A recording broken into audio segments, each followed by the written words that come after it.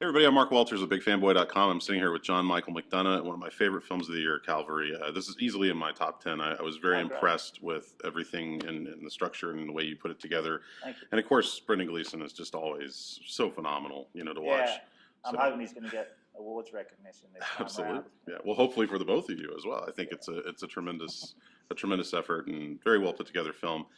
We talked last night about I love M. Emmett Walsh and like your use of him and some of the other people in this film. I thought the casting was really smartly done. It was great recognizable faces, but it was also people that maybe we wouldn't necessarily expect to see in a film like this in certain instances. And like M. Emmett Walsh is a great example. I Yeah, never would have thought he would have popped up in this movie. yeah. I mean, I think it's one of the best Irish casts in a movie, to be honest, in an Irish film.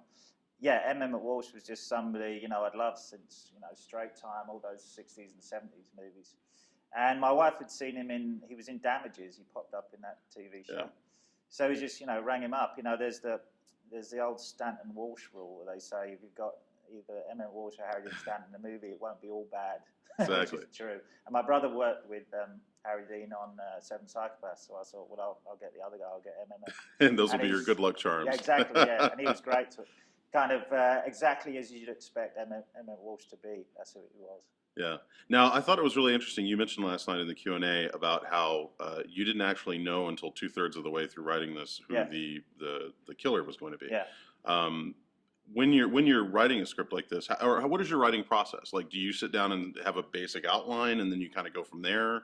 I mean, obviously, you didn't have all three acts perfectly in mind. So can you describe that for me? I would have the first 20 minutes and the last 20 minutes, and then I'd have just a couple of pages of notes for dialogue and maybe a page of notes for scenes that would probably have to happen to get me from the first 20 minutes to the last 20 minutes.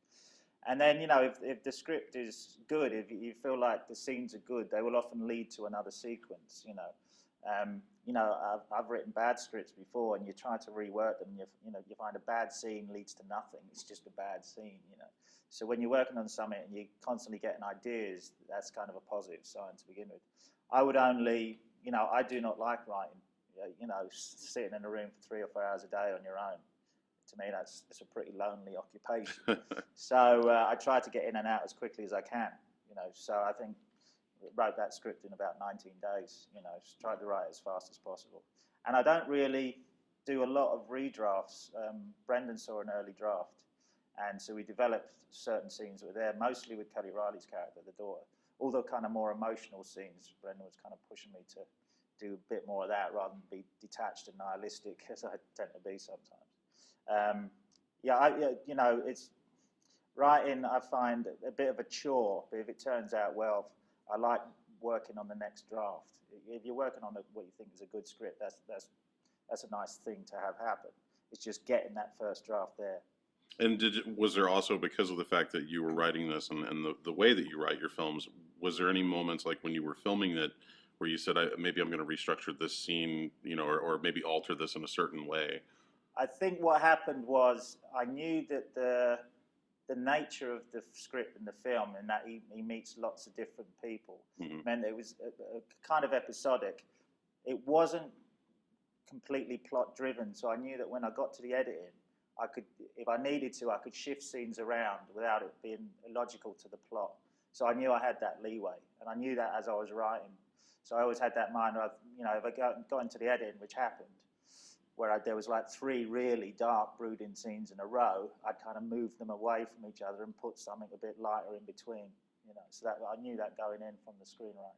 Yeah, we also was discussed last night about the parallels to Western motifs and how you mentioned like John Ford and movies like that, and I thought that's a really interesting way to look at this film because while on the surface it doesn't feel like a Western, there's certainly elements there, especially going into the saloon and things like that, and so you even get a brawl and a shoot 'em up in a bar. You do. It's like the lone sheriff in town, the only kind of good person surrounded by the forces of darkness, and he will eventually have to confront the bad guys. I mean, it's a whole Western structure, isn't it, really? Yeah. It's similar with The Guard, my first film as well. That's yes. the same thing. Absolutely. And there's even a kind of a Peckinpah type conclusion. Let's put it that way. Yeah, there is a bit of that. Yeah. Not to give away any spoilers. Yeah, Or anything. exactly. I am curious. Have you had have you had any situation where like priests have had a chance to see this, and what are some of the reactions that they've had to it? Just anecdotally, one of the actors in the film, Gary Lydon, who plays the police officer, he went to mass with his two little kids, and the local parish priest recognised him and congratulated him on the movie, and then gave a sermon at mass saying everyone in the congregation should go to watch the movie. But that's that's an individual priest. I've had no response from like the hierarchy of the Catholic Church or anything. I'd say they just want to keep quiet and hope it'll go away. Right, absolutely. And also the setting of the film and the town that it takes place in, it's such an integral part of when you're watching the film. And one of the things that we were talking about last night is having the shots of the mountain.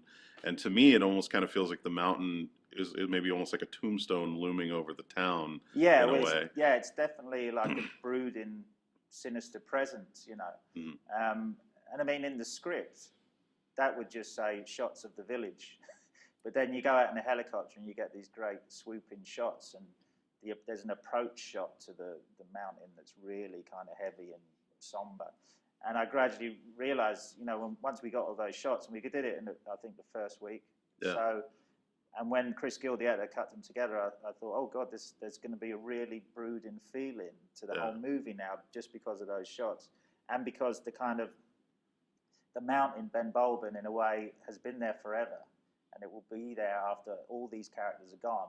The mountain does not care about you. Yeah. So I thought, well, that's an interesting little sort of heavy subtext to the whole movie.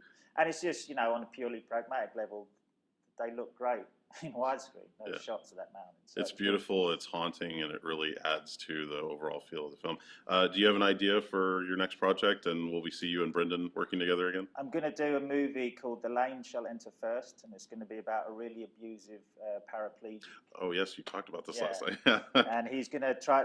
He's like a very low ebb in his life. He's an appalling person. Like, he drinks too much. I'll probably have him smoking crack cocaine with prostitutes or something. And he tries to put his life in order by solving the murder of one of his disabled friends. So again, it will be like a Western where I wouldn't say he's a good man, but he's somebody trying to confront overwhelming forces by the end. Absolutely. Thank you, John. I appreciate you coming to Dallas. It's great talking to you. Thanks a lot. Pleasure. Please.